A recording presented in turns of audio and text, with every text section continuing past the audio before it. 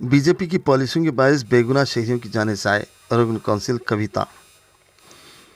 रुकन कानून साज कौंसिल बीआरएस और सदर तेलंगाना जागृति कल्वाकुंटला कविता ने सीनियर सहाफ़ी मुनीर मरहूम के मकान वाक़ मंचरियाल पहुंचकर उनके अहल खाना से ताज़ियत और हमदर्दी का इजहार किया। वाज़ेह है कि सहाफ़ी मुनीर का हाल ही में इंतकाल हुआ है। दरी असना मीडिया से बात करते हुए कविता ने मौजूदा सियासी सूरत हाल पर इज़हार तशवीश किया और कहा कि भारतीय जनता पार्टी बीजेपी की पॉलिसियों पर शदीद उन्होंने तनकीद की। उन्होंने कहा कि बीजेपी ऑपरेशन कगार के नाम पर मज़ालिम का बाजार गर्म किए हुए है। उन्होंने इल्ज़ाम आयद किया कि हालिया चंद दिनों में माओवादी पार्टी के general secretary N Keshav Rao के इनकाउंटर के बाद भी बीजेपी हुकूमत ने इंसानी हमदर्दी का कोई मुजाहरा नहीं किया। ना तो उनकी नाश को उनके अहल खाना के हवाले किया गया और ना ही आखिरी रसूमात के लिए मुनासिब सहूलियात फराहम की गई। इससे बीजेपी की गैर इंसानी ज़हनीत की अक्कासी होती है। कविता ने कहा कि बीजेपी की पॉलिसियों के बायस बेगुनाह और मासूम शहरियों की जानें ज़ाय हो रही हैं। उन्होंने मुतालबा किया कि ऑपरेशन कगार को फौरी तौर पर रोका जाए।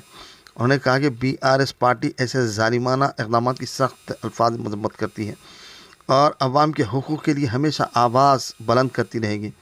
बीआरएस लीडर ने रियासती कांग्रेस हुकूमत पर दलित बिरादरी के साथ इम्तियाजी रवैये का इल्ज़ाम आयद किया।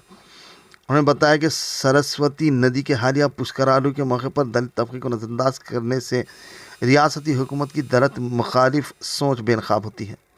वज़ीर आला रेवंत रेड्डी के यादगिरी गुट्टी के दौरे का हवाला देते हुए नायब वज़ीर आला मल्लू भट्टी विक्रमार्का जो दलित तबके से ताल्लुक़ रखते हैं को जानबूझकर स्टेज पर निचली नशिस्त पर बिठाया गया, जबकि वज़ीर आला और उनके अहल खाना ऊंची नशिस्तों पर विराजमान रहे थे।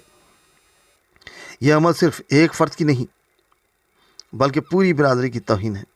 कविता ने कहा कि बीजेपी और कांग्रेस दोनों ही ऐसी पॉलिसियाँ अपना रही हैं जो एक तरक्की पसंद और मसाफात पर मबनी समाज की राह में रुकावट हैं। उन्हें अवाम से अपील की कि वह ज़ात पात और फ़िरका वाराना बुनियादों पर की जाने वाली सियासत को मुस्तरद कर दें और एक हम आहंग खुशहाल तेलंगाना की तामीर में अपना रोल अदा करें। मज़ीद ताज़ा तरीन खबरों को देखने के लिए आप देखते रहिए फ्लैश 9 न्यूज़। चैनल को लाइक, शेयर और सब्सक्राइब करना ना भूलें।